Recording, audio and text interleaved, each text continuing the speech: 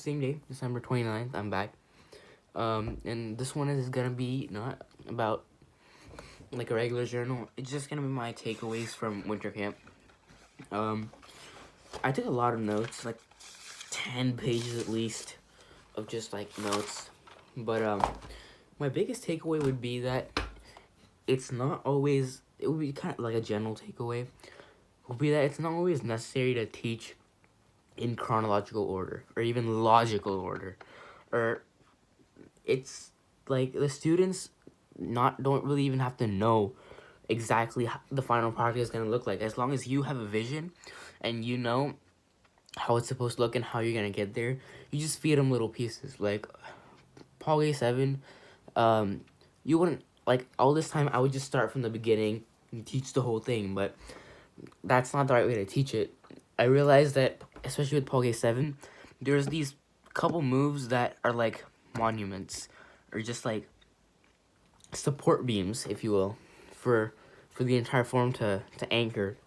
So, like the timing one, the upper block, the side kicks, and then the turns. So, if you gotta teach those first, make sure those are perfect, and then just kind of build around it, and then maybe just start with this. Don't even start with the first move.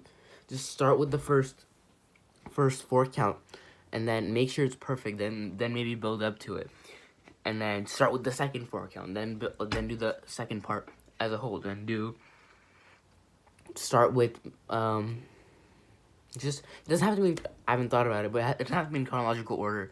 You teach in the way from what's most important to make what's like most important to the form.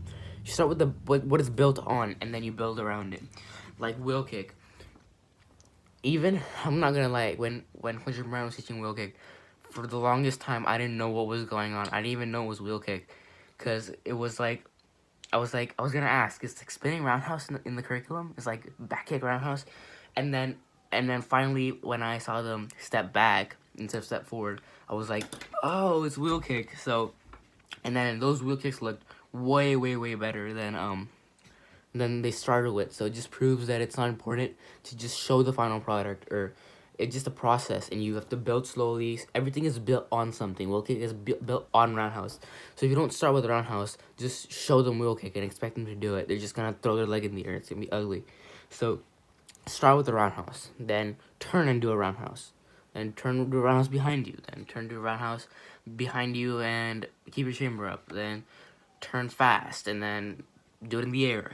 That's so. I'm just gonna skim over my notes to see if there's anything of significance. Everything is of significance, but I'm just the most important things. So, forms are the most important because they have everything you do in your test, like punching, kicking, um, yelling, snap and pull, stuff like that. And it's what you do at your test and tryouts, and it makes you win at the test and tournament. If you can do forms, awesome. You can do everything pretty good. Paul Kick 7 and kicks is what makes people win at the black belt test, and then just some things. Mindset is first. First step to black belt was a positive mental attitude / mindset. Trust is vital, so you have to define your sole purpose. Ask 3 or 4 further questions, not just why. Not just what is your goal. Why do you want to get to that goal? Why do you I don't know. I want to get a car. Like, why do you want to get a car? So I can drive somewhere. Like, why do you want to drive there? You know, like, you have to, just off the top of my head. But just ask further questions. It's not just this layer. It's what's under it. Then, and an intense burning desire to excel. And focus is very important. The TVs are distractions. So, the 4-point check. 1, feet straight. 2, back leg straight. 3, body straight. 4, bend the knee. The back to front bend is about like 3 to 1. That's what I said. The 5 elements to power: snap, pull, relaxation, explosion, timing, and speed. Speed is substitute of power. Then this is just stuff. I've already read it. I'm seeing what's very important. Just I have like a page full of things that like you said. to the kids so everyone has the same terminology. You know, 1, 2, 3 like a robot. I remember that. To show like the balance on front stance, making them get on the line and have them put the feet in their feet in the same line and like knock them over. To show why it's bad to have your feet straight. Let's see.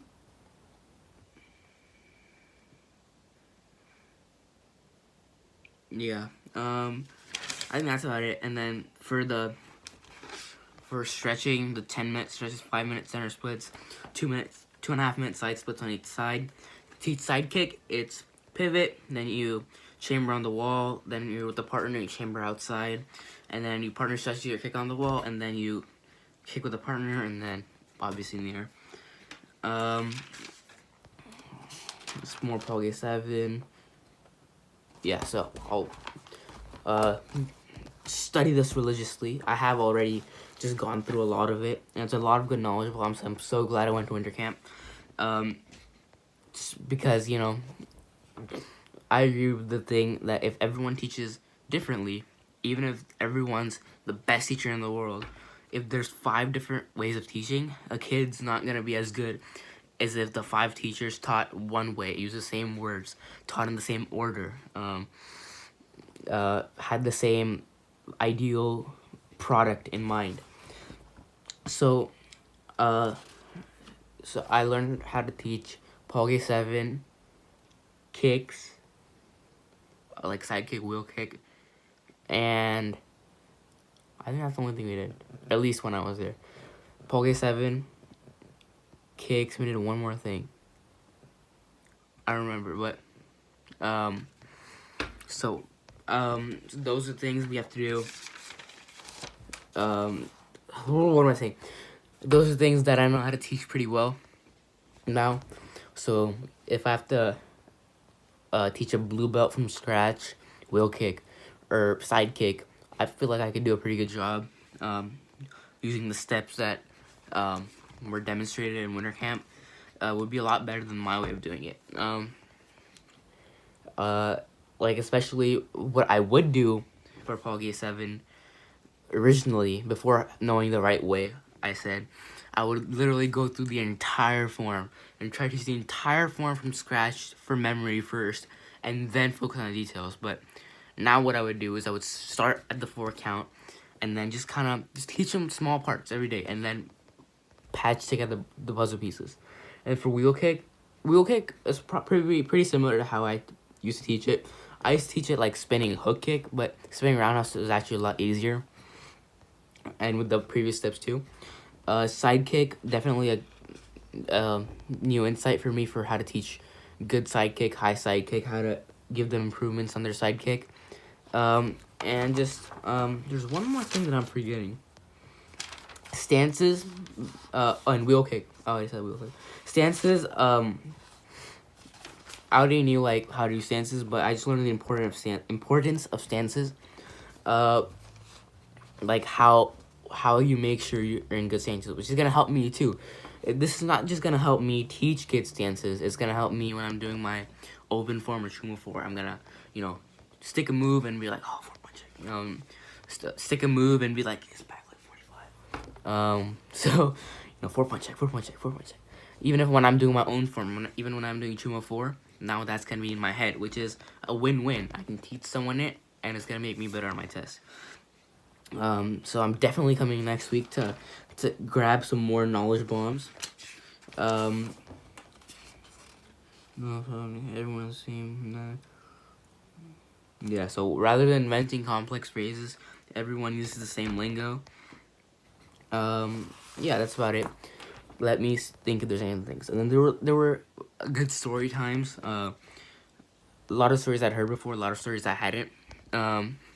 There's this one story that I can't remember, actually. It's like, you told us at the old school, and I have no idea what it was, but all I remember is it made me think of buildings. Maybe, like, buildings were part of the story. Like, tall buildings, but it just makes me think of buildings. It was, like, before we left the old school. Like, a week before. And it was, like, the best story I've ever heard. I was, like, almost crying when I was in, like, 7th grade. So, Long and Low. Say Long and Low. But basically, I'll try to remember what that story was because that was an insane story.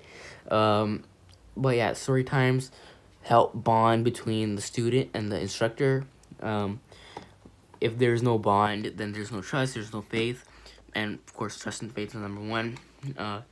Which is everything that we did at winter camp was relevant for me. So I obviously learned how to become a better teacher, obviously, but I had a lot of things that are gonna help me with my test. Like I said, the 4-point check, just kicks. Like kicks are not my best thing. So just watching kicks, like watching how kicks are taught and watching the little things that make kicks good, is gonna help my kicks. And then just life skills that are gonna that I already knew from 2 years ago, but that are gonna help me immensely in my journey for May 2019. No bond as strong as WCW main bond. So I think that's it for winter camp, and I'll do another one of these videos, like the winter camp videos, on Saturday or Sunday after the next few days.